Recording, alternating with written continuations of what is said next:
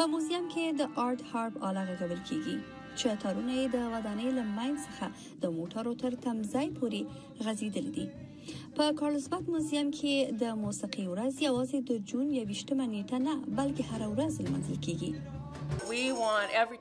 موږ غواړو هر ماشوم چې د موزیم ته راځي هغه د ګیټار یو تار کش کړي یا د پیانو تخمه وهي، ډول ته ډز ورکړي، ځکه هر وخت د امکان شته چې د یو ماشوم استعداد راڅرګند شي.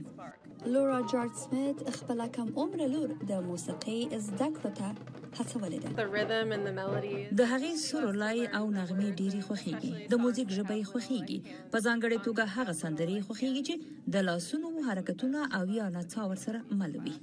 موسیقي کاوریدل وی او کدیوي آلې غږول، خو د هر چا لپاره یو شی پکې په زړه پورې وي.